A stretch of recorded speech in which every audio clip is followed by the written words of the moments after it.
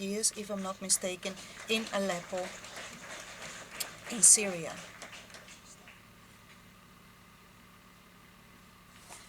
So the floor is yours, madam. Thank you very much.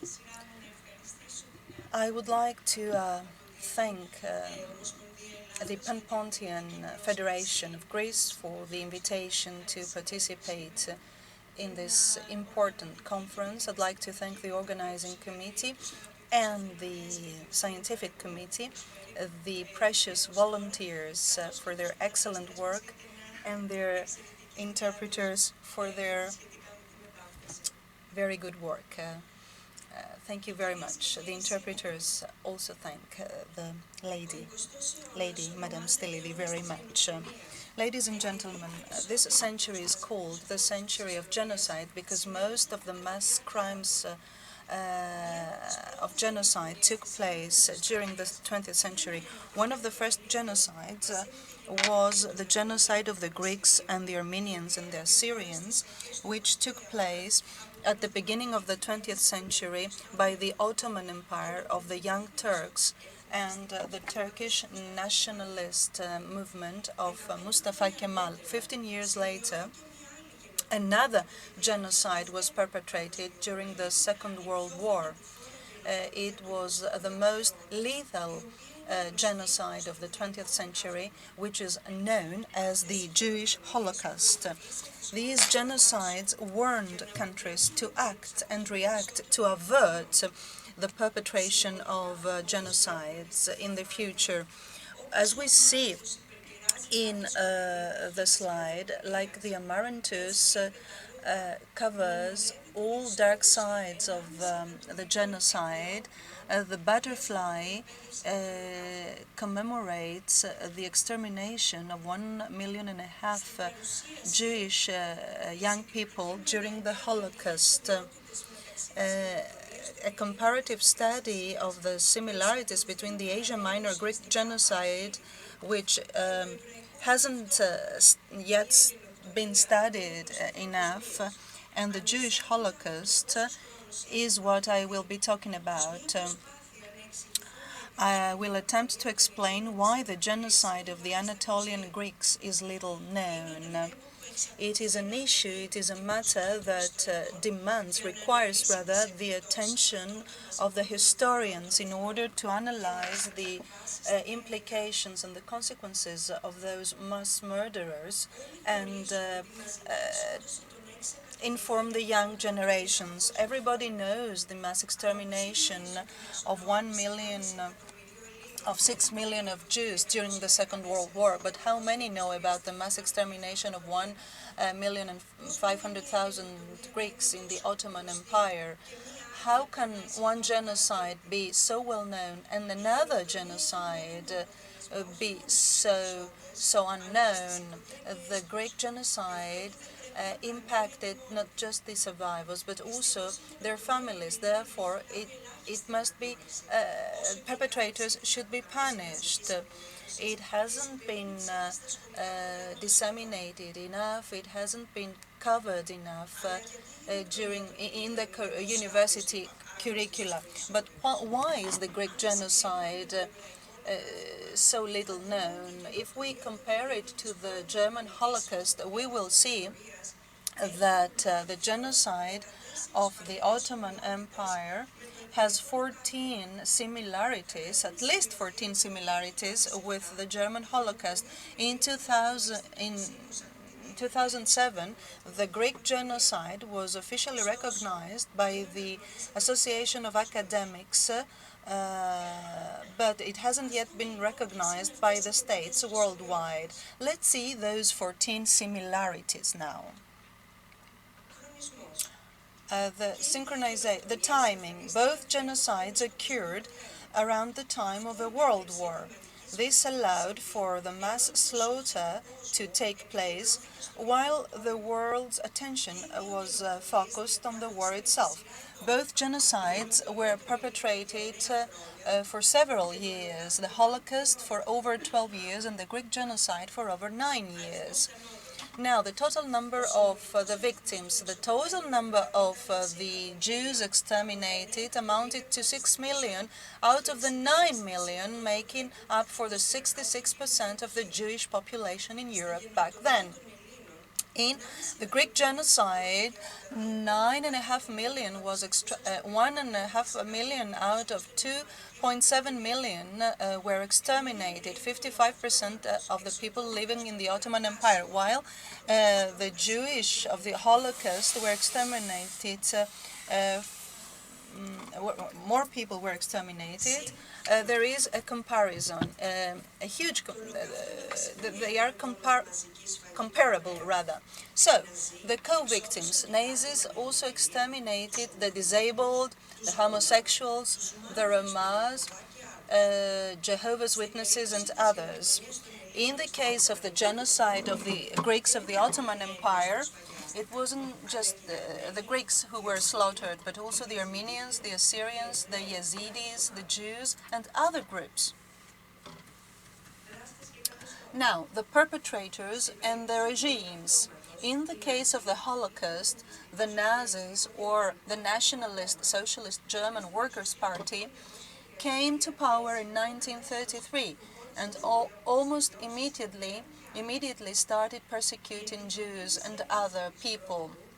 The Committee of Union and Progress, the so-called Young Turks, came to power in 1913, and they also immediately began to implement their plan on the eradication of the Greeks and the other minorities. Now, the leading figures. The leader of the Nazi Party was, as we know, Adolf Hitler, who was one of the most ruthless dictators in the world. If we leave aside Enver, Cemal, and Talat, the three men of the Young Turks, who were in force from 1913 to 1918, Mustafa Kemal was to remain the leader, the dictator, well after the genocide. He, in May 1919, completed the genocide who had started by the three other men. Mustafa Kemal had to remain the leader, the dictator, after the genocide. This is hence his title Ataturk, which means father of the Turks. Paramilitary death squads, the three groups of the Nazis were the Sturmabteilung, the Schutzstaffel, black shirts, brown shirts and black shirts, and the Geheimstaatspolizei Gestapo, the secret state police. The SS, which were called as the Hitler's Death's Head Unit, were responsible for the mass murder of the Jews.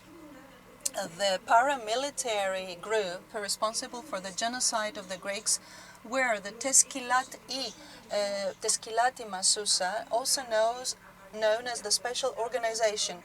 It was made up of current and former convicts, religious and other groups, volunteer groups, Lazis and Kurds, as well as other groups, the Chetis and brigands.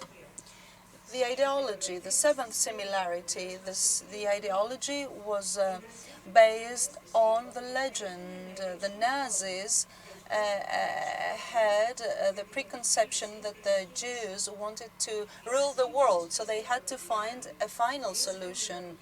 The Nazis believed that the Aryans, a Nordic race who exhibited blonde hair and blue eyes, was the first to live in Germany, and therefore all others were inferior. With the outburst of the First World War, the Turks believed that the Greeks who lived in the empire were infidels, or that they would fuel and provide the enemies with goods. So they wanted to turn to one of Turkey for the Turks, and thus perpetrate the eradication of all the non-Turkish people. Boycotting. The Nazis seized the power in January 1933, and within just 2 months they carried out the first nationwide boycott of Jewish businesses. The brown shirts had to stand outside Jewish businesses and offices of professionals and paint the Star of David across their doorways, writing, "Don't buy from the Jews."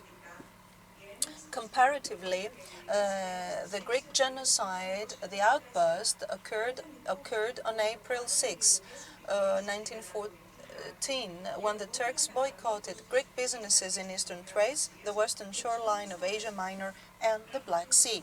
So in both cases, boycotting was the first sign of genocides. Hate speech. Hitler spoke openly about his hatred for the Jews. He spoke about them, of them, as a plague, an epidemic, germ carriers, harmful bacillus, cancer, and maggots. With the outburst of the First World War in the Ottoman Empire, the Sultan issued a declaration of war like a jihad against the people of the countries they were fighting against. All, that is, apart from the Germans and the Austrians. A document which was distributed wrote, "The world of Islam is going backwards, and the Christian world is going forward, and it is all ever more elevated, so take them and kill them. Every time you see them, just kill them.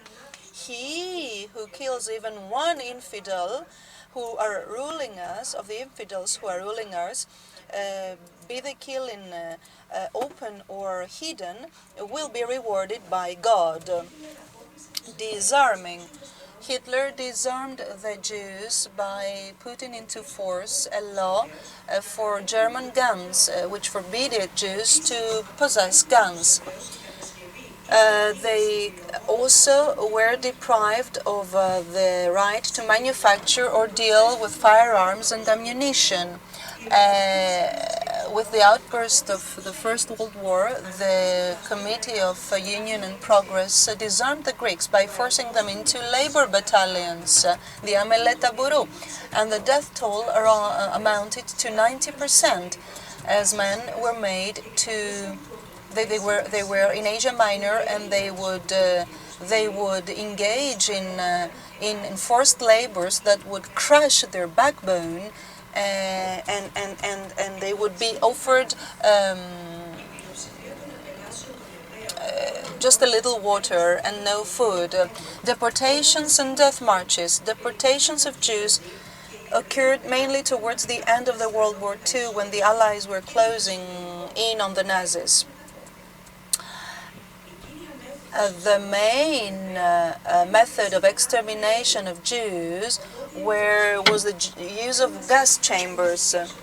So deportation was not based on mass extermination exactly. Anyway, Greeks were deported from every region of Asia Minor and Eastern Thrace by foot, without food or water, and very often during the peak of winter, and the objective was to crush them physically without needing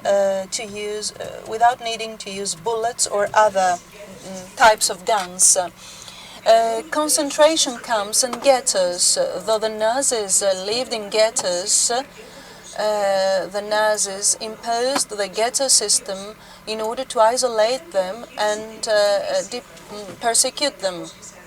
When the final solution was to take effect in 1942, the ghettos closed and Jews were sent to concentration camps, labor and extermination camps. So, during the Ottoman Empire, the Greeks were deported and sent usually to destinations in the country. In 1916, a New York Times article entitled "The Turks Deporting Greeks" wrote, "The victims of concentration camps were attacked and looted. The Turkish areas of the Black Sea are behaving in the same way the Nazis did, with the occupied territories of northeastern France. Therefore, the Greeks are not just sent to concentration camps and are not just attacked and looted. There was a German intervention in that. Germany was the ally of the Ottoman Empire, but it was under the virtual rule of the Ottoman armed forces. Therefore, they were accomplices in the genocide of the Greek people. The extermination methods now, the 13th similarity. The major method of extermination of the Jews was the lethal gas in extermination camps. Jews were locked into chambers and Zyklon B gas was released. Tens of thousands of Jews were exterminated each day. The Turks were not that advanced in the methods they applied to exterminate the Greeks. Apart from the extermination, they would lock hundreds of Greeks in churches and burn them alive. Many newspapers also noted the use of lethal injections, parboiling and dumping Greeks into the sea. The 14th similarity, the resistance. Despite the law of 1938 on German weapons, the Jews resisted during the Holocaust. More than 100 armed revolts by Jews took place, like the Bielski partisans. The Greeks of Pontus, with their arms, were in the position to fight for themselves and save thousands of Pontic Greeks from extermination. But few people know of the Greeks of Nicomedia, today's Izmit, which also offered armed resistance. Now, by comparing all the above elements and similarities, we see that the genocide of the Greeks has many similarities with the Jewish Holocaust, but remains to a large extent forgotten and unrecognized. The Allies never brought the perpetrators of the Greek genocide to justice.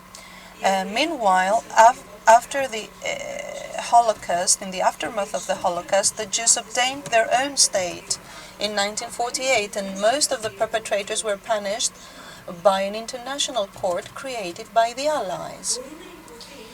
We can say that the Allies abandoned the Greeks after the First World War, but they did not abandon the Jews after the Second World War.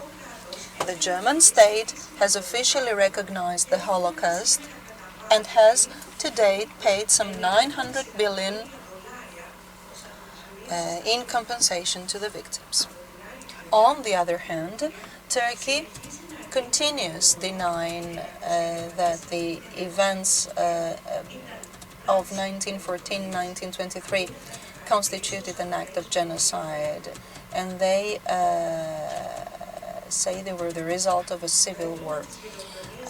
The crime of genocide has no place in society. Genocides should be punished regardless of when they occurred.